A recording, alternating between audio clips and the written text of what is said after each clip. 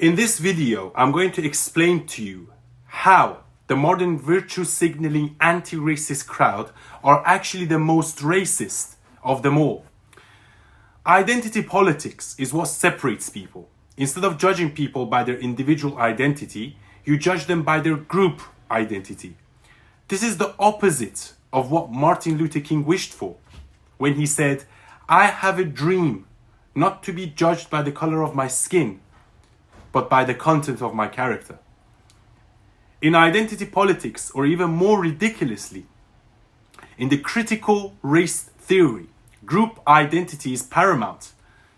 This means everything is judged based on the lenses of race and leaves no room for personal identity and character.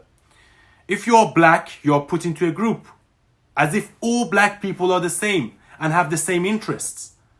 Same if you are a woman, or a Muslim, or gay, lesbian, or whatever you may be. We must get rid of this ridiculous idea that just because someone has the same race, religion, or gender as us, that they also have our best self-interests at heart.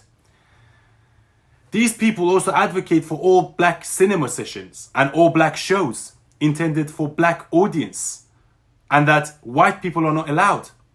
Isn't that racist? Can you imagine if a show or a theater in modern day hosted an all-white show intended for white people only?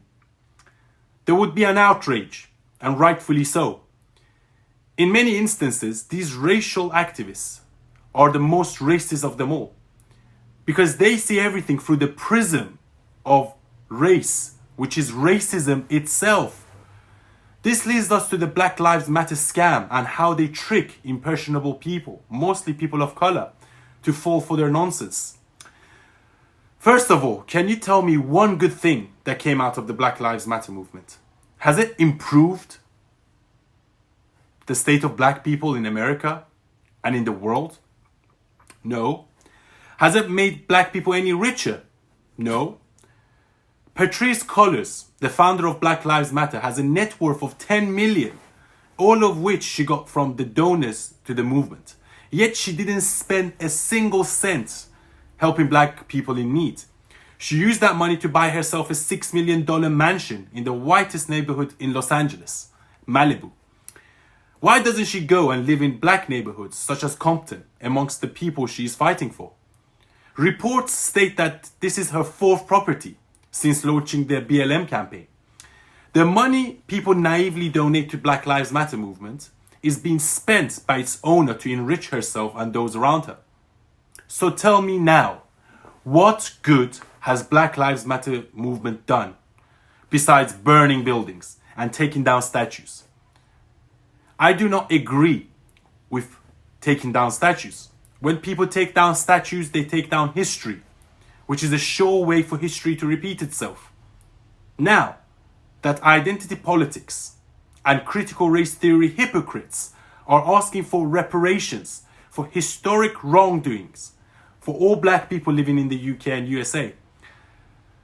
Now, this begs the question on how we should pay these reparations and who to. I'm originally Persian, and ancient Persia was ruined 1,500 years ago by the Arab conquest, which destroyed Persia, burned libraries, massacred people. Can I ask for reparations from the Kingdom of Saudi Arabia?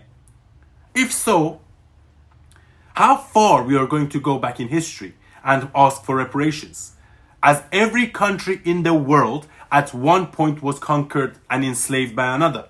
Ancient Egypt, 6,000 years ago, was the first ever slave-owner nation in the world. And at the time, Egyptians were black. It was black people enslaving other black people. This is a fact. Hence, the first ever slave trade was invented by black people to enslave other black people. Currently, we have more slaves in the world than in the height of the transatlantic slave trade, most of which live in Somalia and South Sudan. Again, black slave owners owning black slaves. Where is the outcry and the request for justice and reparations from these current slave owners? Why do we want to go back and correct or erase history instead of dealing with modern day problems?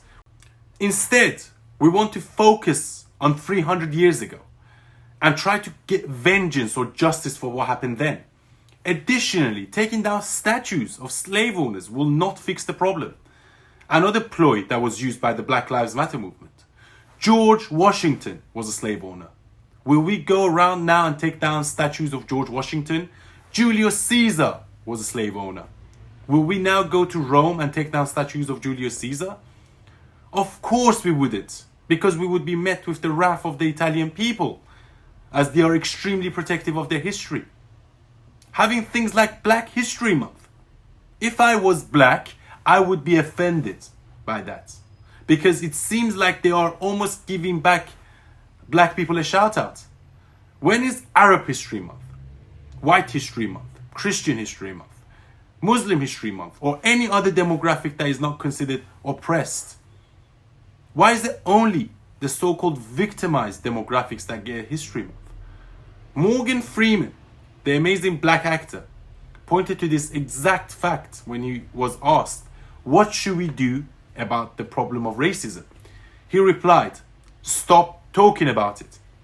Because the more you talk about racism, the more it seems to spread. It also puts black people in a group and make it look like it's black people against the world. The point is for all to be equal without having to give anyone a shout out, just to make them feel better. You see, I actually care about black people, and I observe that current movements actually hurt black people's interests and not help them. And at the same time, you have people who benefit from this, people who always scream racist whenever it suits their narrative. I'm not denying that black people went through a lot of discrimination in the past. However, having a victimhood mentality doesn't help. That goes for any demographic, whether you are man, woman, black, white, lesbian, gay, or whatever you may be. Feeling like a victim never helps, and it actually makes things worse. I'm from Middle East myself, and I know a lot of people from my background that always complain about racism.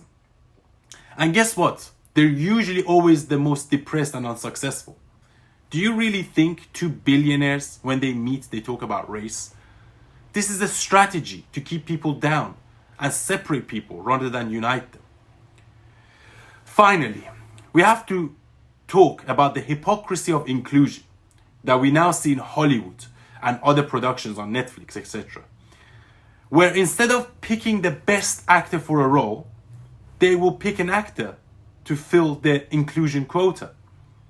BAME, which stands for Black Asian Minority Ethnic Group, is something which I actually benefited from due to my heritage. However, I can't fathom the hypocrisy and virtue signaling of these production companies that instead of writing an original story or working on an existing true story for a black or ethnic minority character, they will stick a black actor out of place in a Viking series, where historically they were all white, or any other series or film depictions, which historically people were of a different race. There are many amazing black true stories, currently and historically. Think Francis Ngannou or Yasuke, the Black Samurai. Where's the movie about them? Also, many stories can be written originally for black actors. It seems like these production companies are having pity on black people. I would personally be offended. It's all about who can get the job done the best. If a movie requires 10 black actors, then so be it. But that should also be the case vice versa. We should refer to people like not by black or white or their group identity. We should just refer to them as individuals, as humans, as people. Hence why I think the whole discussion about racism is actually racist in itself. Thank you so much for watching this video. If you have anything to add, please let me know in the comment section. And don't forget to like and subscribe. Till next time.